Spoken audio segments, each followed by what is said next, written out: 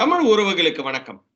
இன்று நம்மோடு இணைப்பில் இருப்பவர் the top political analyst from Tamil Nadu, Ramanathapuram, mister வெள்ளை பாண்டியன் அவர்கள். வணக்கம். எப்படி இருக்கீங்க? வணக்கம் சார். நான் நல்லா இருக்கேன் சார். நீங்க நல்லா இருக்கீங்களா? நல்லா இருக்கேன், நல்லா இருக்கேன். சீமானோட பேச்சை நீங்க எப்படி பாக்குறீங்க? பெரியாரோட மண், திராவிட மண், இப்படியெல்லாம் சொன்னாலே அவருக்கு பொசுக்குன்னு கோபம் வந்துடுது. எதனால இந்த கோபம்ன்றது எல்லாருக்கும் தெரியும். அவர் தமிழர் பண்பாடு, தமிழ் கலாச்சாரம், தமிழருக்கான வேலை, தமிழருக்கான வாய்ப்புகள் அப்படின்ற மாதிரி அவரு ஒரு டைரக்ஷன்ல எடுத்துட்டு போறாரு. பட் இது தொன்று தொட்டு ஒரு 50 வருஷமா ஒரு திராவிட மண்ணா தான் இருந்திருக்கு. திராவிட கலாச்சாரத்தோட ஒன்று பிணைந்துதான் நம்ம வந்திருக்கோம். பட் தமிழரோட தொன்மை என்பது ஒரு 5000 வருஷத்துக்கு மேற்பட்டதுதான். அவர் சொல்ற மாதிரி அதுல மாற்று கருத்து கிடையாது. பட் இருந்தாலும் அது சாதிய கட்டமைப்புகளோட வந்தது, வர்ணாச கட்டமைப்போட வந்தது. அதை அடிச்சு தகர்த்துனது நிறைய பேரு இருந்தாலுமே அதுல முன்னோடியா இருக்கிறது பெரியார் தான். அதுல அப்படி சொன்னார்னா அவர் கோபம் வருது. ரொம்ப கடும் கோபம் கொண்டு பெருஞ்சினத்தோடு பேசியிருக்கிறாரு. அவர் சொல்ற மாதிரி அந்த வார்த்தைகளோடயே நான் சொல்றேன். எப்படி பார்க்க வேண்டியதா இருக்கு? உங்களோட கருத்துக்கள் எப்படி இருக்கு? நடிகரும் சிறந்த படைப்பாளியும் நாம் தமிழர் கட்சியினுடைய தலைவர் சீமான் அவர்கள் பேசினாலே ஒரு சர்ச்சை வெடிக்கும். இன்னைக்கு தமிழக அரசியல் களத்துல பல்வேறு பிரச்சனைகளை ரொம்ப ஆழமா பேசக்கூடிய ஒரு அரசியல் ஆளுமை, அப்படி ஒரு மிகப்பெரிய லீடர். அப்படிப்பட்ட சீமானுக்கு நம்ம கடந்த வீடியோக்கள்ல பல விஷயங்கள் பேசியிருக்கோம். சீமானுடைய கட்சியும் சீமானுடைய கட்சி நிர்வாகிகளும் பல்வேறு அரசியல் கட்சிகள், குறிப்பாக அதிமுக, திமுக, நடிகர் விஜயின் தமிழக வெற்றி கழகத்துக்கு தாவி கொண்டிருக்கிறார்கள். சிலர் சீமானுடைய நடவடிக்கை பிடிக்கவில்லை, சீமான் கட்சியில் சீமானை மட்டுமே முன்னிலைப்படுத்தி வருகின்றார் என்ற நிலையில் கட்சியினுடைய கீழ்மட்ட நிர்வாகிகள் எல்லாம் வெவ்வேறு கட்சிக்கு மாறி வருகிறார்கள் என்று பேசியிருந்தோம். குறிப்பாக சொல்ல வேண்டும் என்றால் நாகப்பட்டினத்தை சேர்ந்த காளியம்மாள், மதுரையை சேர்ந்த வெற்றி குமரன், இப்படி ஐயநாதன் போன்ற பல தலைவர்கள் இன்று சீமான் அன்புடன் இல்லை. திமுகவில் இருக்கக்கூடிய ராஜீவ் காந்தி, அதிமுகவில் இருக்கக்கூடிய பேராசிரியர் கல்யாண சுந்தரம், இவர்களெல்லாம் கட்சி மாறிவிட்டார்கள். இது ஒரு பக்கம் இருக்க, சீமான் ஏன் இப்பொழுது பெரியாரை பற்றி பேச வேண்டும்? நடப்பது திமுக ஆட்சி, திராவிட கொள்கை நிறைந்த ஒரு ஆட்சி, பெரியாருடைய கொள்கையை தூக்கி பிடிக்கக்கூடிய ஆட்சி. இப்படி பெரியார் திரும்பும் திசை எங்கும் பெரியார் பேருந்து நிலையம், பெரியார் படிப்பகம், தீகா கொள்கை, ஜாதி மறுப்பு, இப்படி பல்வேறு பிரச்சனைகளை கடந்த 70 ஆண்டு கால அரசியல்ல நீங்க 1967 இருந்து எடுத்துக்கிட்டீங்கன்னா இந்த திமுக, தீகா, அதை ஒட்டி வந்த திராவிட கழக ஆட்சியில் எல்லாம் பெரியார், அதிமுகவை சேர்த்துக்கலாம், அதுவும் திராவிட கழகத்துல இருந்து வந்தது தானே. அவங்க எல்லாருமே எல்லாமே அங்கிருந்து வந்தது. மதிமுக, தேமுதிக எல்லாரும் இப்ப இருக்கிற நடிகர் விஜய் வேற பெரியாருடைய கொள்கைவாதிகள். ரைட், ஓகே, பிரச்சனை இல்லை அதுல நம்மளுக்கு. இப்ப சீமான் ஏன் பெரியார பேசுறாரு? பெரியார் தமிழை வைத்தார், அதுதான் ஒரு மொழியா? தமிழர்கள் எல்லாம் முட்டாள்கள், தமிழர்கள் என்றாலே பெரியாருக்கு பிடிக்காது. இப்படி அதாவது சீமான் ஒரு விஷயத்த ரொம்ப ரொம்ப ரொம்ப நுணுக்கமா பேசியிருக்கார். தன் சொத்துக்களை எல்லாம் ஏழை எளிய மக்களுக்கு கொடுத்து வாழ்ந்த தலைவர்கள் மத்தியில் தன்னிடம் இருக்க சொத்தை தனக்கு சேர வேண்டும் என தான் வளர்ப்பு மகளையே திருமணம் செய்து கொண்டவர் தான் பெரியார். இதுதான் சமூக புரட்சியா? அதாவது தன் சொத்துக்களை எல்லாம் ஏழை எளிய மக்களுக்கு கொடுத்தவர் யார்? பசுவன் முத்துராமலிங்க தேவர். தன்கிட்ட இருக்கக்கூடிய சொத்தை பாதுகாக்கணும் என்ற நிலையில் தான் வளர்த்த மகளையே திருமணம் செய்தவர் யார்? சமூக சீர்திருத்தவாதி என்று சொல்லக்கூடிய பெரியார். அந்த பெரியார் என்ற ஒரு பெரிய பிம்பத்தை தான் இன்று சீமான் அடித்து சுக்குநூறாக உடைத்து எறிந்திருக்கின்றார் என்றுதான் கூற வேண்டும். இங்க எத்தனை ஆண்டு காலம் இந்த அரசியல் களத்துல இது வந்து சரியா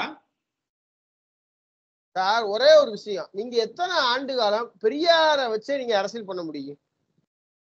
பண்ணிட்டு தானே இருக்கிறாங்க. 50 வருஷ காலமா பண்ணிட்டு இருக்காங்க. 50 ஆண்டு காலமா பண்ணிட்டு இருக்காங்க. அதை உடைக்கணும்ல. அன்னில இருந்தே பண்ணிட்டு தானே இருக்கிறாங்க. நீங்க பெரியார தூக்கி வச்சு கொண்டாட கொண்டாட கொண்டாட அது நாளடைவுல பெரிய அளவுல வளர்ந்துகிட்டு வரும்.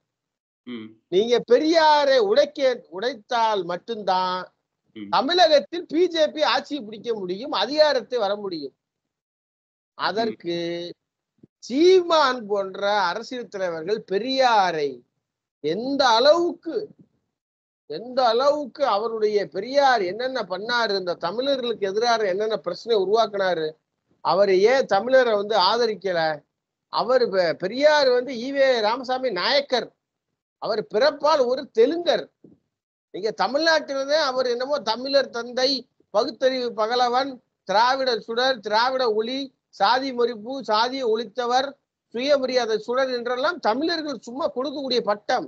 இந்த பட்டத்துக்கு ஏதாவது இது இருக்கா? கிடையாது. நீங்க அவர் வந்து ஈரோட்டுல பிறந்திருந்தார் அப்படின்னு சொன்னாலும் அவர் பிறப்பால் தெலுங்கர், ஆந்திரத்தை சேர்ந்தவர். நீங்க இன்னைக்கு இந்த தீக்காரவங்க எல்லாம் ஆந்திரா போயிட்டா நம்மளாம் நாயக்கர் சொல்ல முடியாது. பிறப்பால் தமிழர், பட் இருந்தாலும் இனத்தால் ஆந்திர. பூர்வ குடி வந்து ஆந்திர பிரதேஷ். எத்தனையோ பேர் வந்து அங்க வந்து 500 வருட காலம் ஆச்சுங்க. அவங்க இன்னும் தமிழர்கள்னு ஏற்காதது வந்து சரி, ஓகே, அது வந்து சொல்லுங்க. அதெல்லாம் நீங்க இததான் தமிழர் என்று சொன்னாலும் உங்களுக்கு வந்து தாய்மொழி என்ன அப்படிங்கும் போது எப்படி KKSSR நான் தெலுங்குலயே பேசி ஓட்டு கேட்பேன், நான் வடுகுலயே பேசி ஓட்டு கேட்பேன். எப்படி ராதியாவும் KKSSRம் கடந்த சட்டமன்ற நாடாளுமன்ற தேர்தலில் அருப்புக்கோட்டையில சந்திக்கும் போது 2 பேருமே தெலுங்குல பேசிக்கிட்டாங்க. ஏண்டா அவர்கள் பிறப்பால் தெலுங்கர்கள் அப்படிங்கும்போது பேசிக்கிட்டாங்க. அதே மாதிரி பெரியாருடைய கொள்கையை வைத்து தமிழகத்தையும் தமிழக மக்களையும் ஏமாற்றுகிறார்கள் இந்த திராவிட கழகத்தோடைய நிர்வாகி. பெரியார் அப்படி என்னென்ன புரட்சி பண்ணாரு சொல்லுங்க. அதாவது தமிழர்களை திட்டினார், தமிழர்களை அவமானப்படுத்தினார். தமிழ்லாம் ஒரு மொழியா? தமிழ்லாம் ஏன் படிக்கிற? கோயில் இல்ல, கோயில்களே கிடையாது, கோயில்களுக்கே போகக்கூடாது, கடவுளுங்கிறதே கிடையாது அப்படின்னு சொல்லி இறை வழிபாட்டை தடை செய்தார்.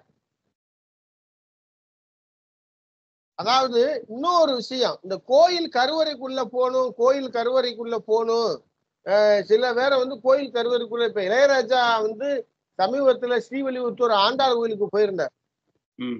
இந்த ஆண்டாள் கோயிலுக்குள்ள கருவறைக்குள்ள சில வரைமுறைகள் இருக்கிறது. எல்லாரையும் உள்ள விட்டுற மாட்டாங்க. இப்ப நம்ம இருக்கோம், யாரையுமே உள்ள விட மாட்டாங்க. ஆமா, இவங்க அதை என்ன நினைக்கிறாங்க, யார் வேண்டாலும் அர்ச்சகர் ஆகலாம், யார் வேண்டாலும் பூஜை செய்யலாம், பெண்கள் அந்த மாதவிடாய் நேரத்தில் கூட கோயிலுக்கு செல்லலாம், பெண்களுக்கான நாங்க சம உரிமை தருகிறோம், சமூக நீதியை தருகின்றோம், சமத்துவத்தை தருகின்றோம் என்று சொல்லி இந்த மக்களை எல்லாம் முட்டாளாக பெரியாருடைய கொள்கையை வைத்துக்கொண்டு தமிழர்களை ஏமாற்றி பிழைக்கும் கூட்டம் தான் இன்று தமிழகத்தில் ஆட்சி கட்டில் அமர்ந்து ஆட்சியில் இருக்கிறார். இதை வந்து மாற்றணும். நீங்க இதை மாற்றணும்டா பெரியாரை ஏற்றுக்கொண்டு பெரியாரை ஒரு தந்தையாக அவரை பின்பற்றக்கூடிய ஒரு நிர்வாகிகளும் கட்சிகளும் அவருக்கு ஆதரவாக இங்க தமிழகத்திலே விடுதலை சிறுத்தைகள், நடிகர் விஜய், அதிமுக, தேமுதிக, இப்படி பல்வேறு திராவிட கட்சிகள், வைகோல இருந்து பெரியார் அமைப்புலயே ஏகப்பட்ட அமைப்பு இருக்கு.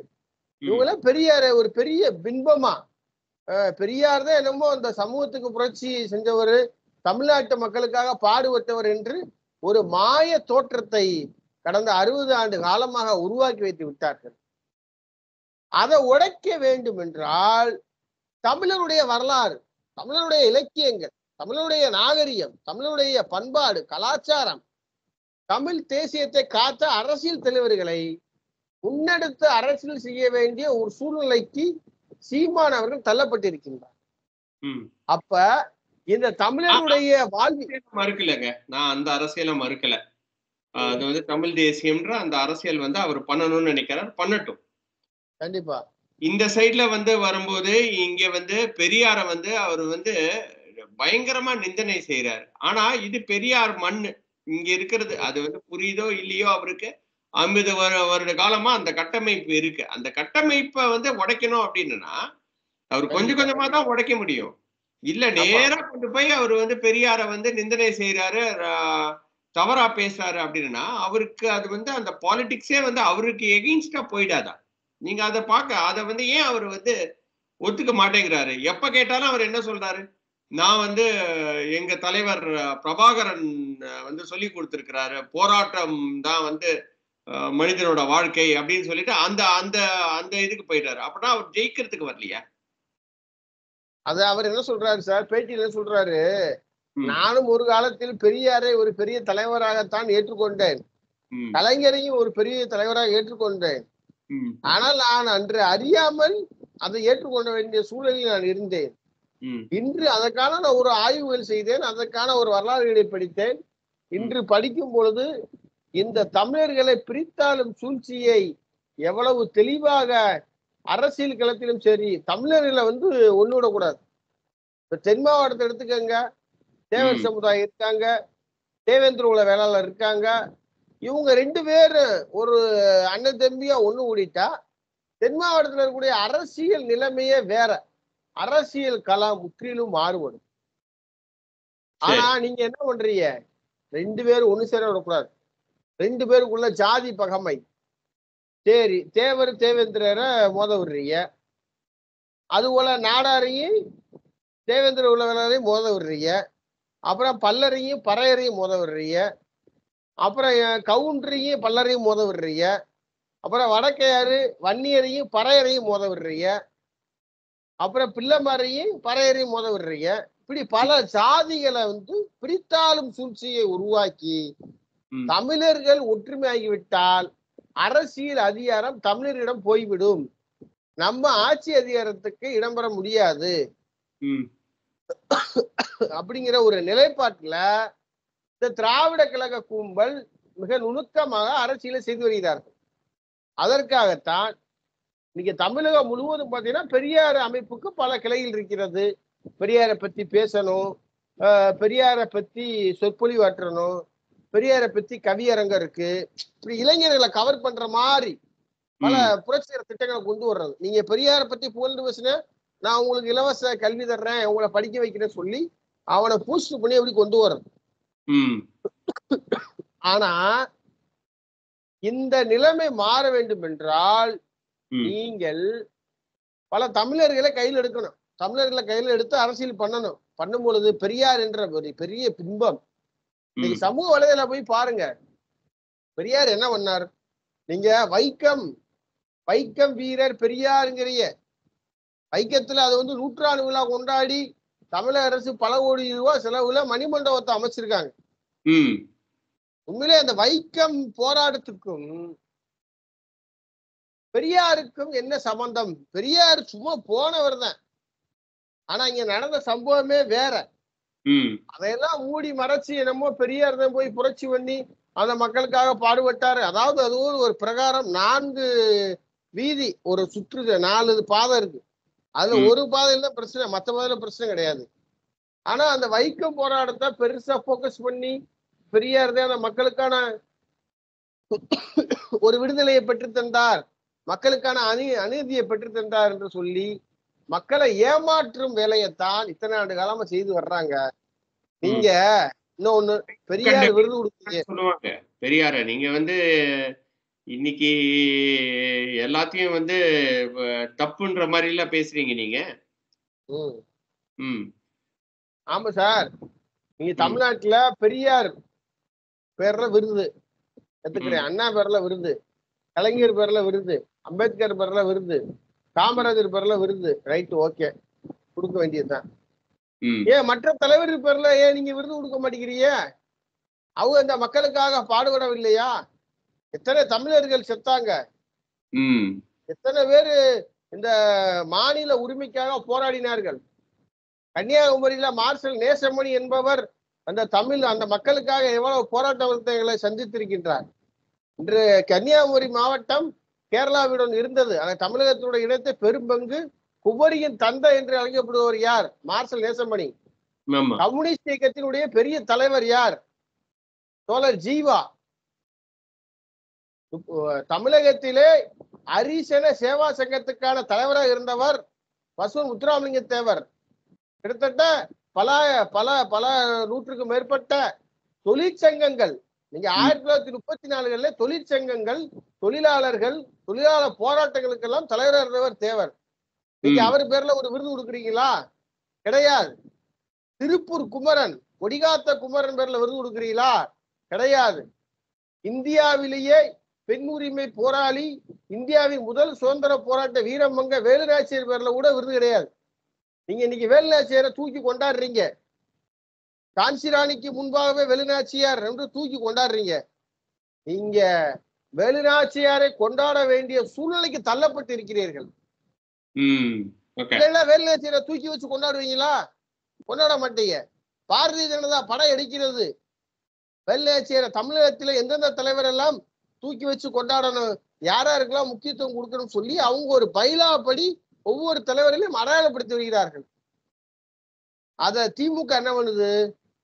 அவங்க வர்றதுக்கு முன்னாடி நம்ம முந்திக்கிடுவோம்டா அப்படிங்கிற ஒரு நோக்கில திமுக அப்படியே லேசா காய் நகர்த்தி ஒன்னா பண்றாங்க. அத சீமான் முதல்வரை வாழ்த்து பேசியிருக்காரு. சில விஷயங்கள் நல்ல திட்டங்களை கொண்டு வந்தா வாழ்த்து பேசுவார். சில அக்கிரமம் பாக்குறீங்களா? அப்போ பெரியார தூக்கி பிடிக்கிறது அக்கிரமமா? அப்போ அக்கிரமத்தை பார்க்க முடியும். நீங்க பெண் விடுதலை அப்படின்னு சொல்றீங்க, பெரியார் கொள்கைன்னு சொல்றீங்க, அண்ணா அவருடைய தாக்கத்தை நாங்க ஆட்சி பிடிச்சோம், ஆட்சி அதிகாரத்தை கொண்டு வந்து சொல்றீங்க. அண்ணா பல்கலைக்கழகத்திலேயே பெண்களுக்கு பாதுகாப்பு இல்லை. இன்று தமிழகம் முழுவதும் பல்வேறு இடங்களில் சிறுமியை பாலியல் பலாத்காரம் செய்கிறார்கள். நீங்க பள்ளிக்கூடத்துல சொல்லிக் கொடுக்க வாத்தியாரு மாணவிக்கு பாலியல் தொந்தரவு கொடுக்குறாரு. மருத்துவமனையில் வேலை ஆகக்கூடிய டாக்டர் செவிலியருக்கு தொந்தரவு கொடுக்குறாரு. பஸ்ஸில் பயணம் பண்ண பயணிகளுக்கு அதுல பேருந்துல போறவங்க தொந்தரவு கொடுக்குறாங்க. ஒரு காவல் நிலையத்துல ஒரு பெண் காவலர் சரியான முறையில கூட வேலை பார்க்க முடியல. பாதுகாப்பு இல்லாத ஒரு சூழல் ஏற்படுகிறது. எல்லா இடத்திலும் பாலியல் குற்றச்சாட்டு தொடர்ந்து வருகிறது. அதை யாரு தட்டி கேட்கணும்? நீங்க பெரியார் மண்ணுகையிலே பெண்ணுக்கு சமூக நீதி பெற்றுத்தர்றோம், சமூக விடுதலை பெற்றுத்தரோம் சொல்றீங்களே. கனிமொழி சொல்றாரு, பெண் உரிமை போராளி நான் வாழும் கண்ணை என்று கனிமொழி பேசுறாங்களே.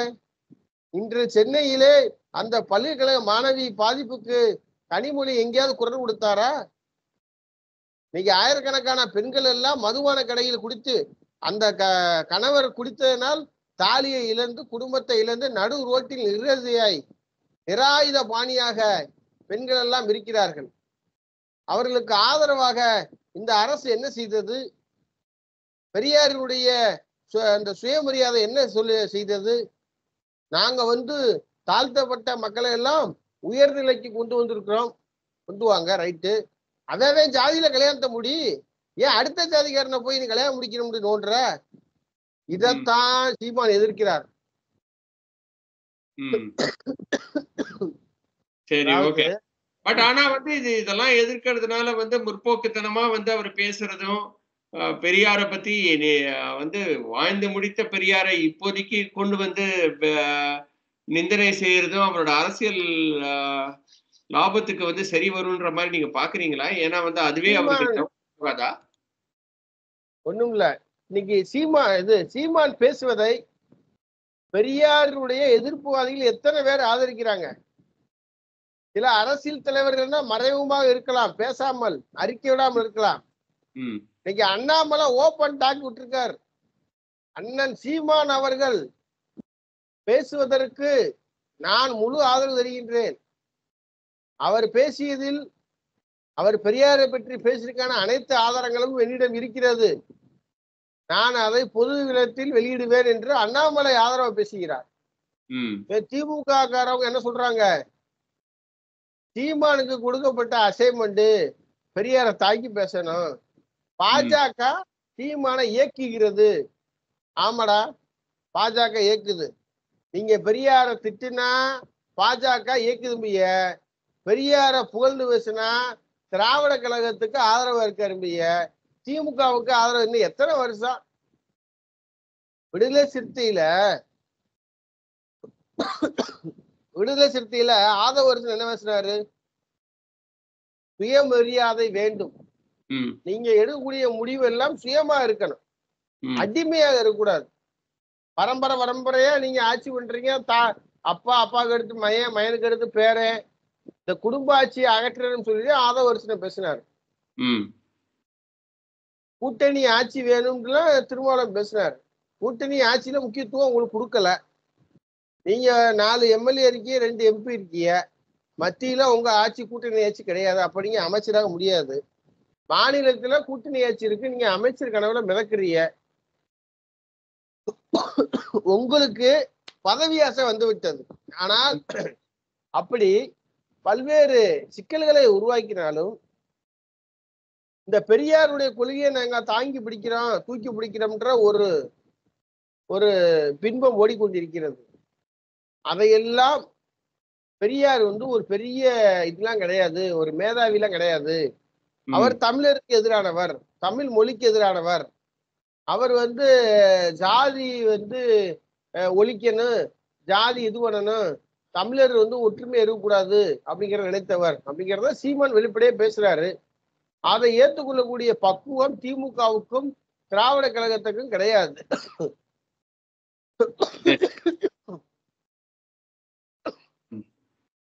ஆனா அண்ணாமலை ஒன்று நீங்க மற்ற எத்தனை தலைவர்கள் சீமானுக்கு ஆதரவாக இருக்கிறார். லட்சக்கணக்கான இளைஞர்கள் ஆதரவாக இருக்கிறார். ஏனென்றால் அவர்கள் எல்லாம் பெரியாரை வைத்து பிளப்பு நடத்துகிறார்கள். பெரியாரை வச்சு எத்தனை காலத்துக்கு நீங்க அரசியல் பண்ண முடியும்? அந்த அரசியல் நிலை மாற வேண்டும் என்றால் சீமான் போன்ற ஒரு பேசக்கூடிய விஷயங்களை நாம் ஆதரித்துதான் ஆக வேண்டும் அப்படிங்கிற ஒரு நிலைப்பாட்டுல நானும் இருக்கேன்.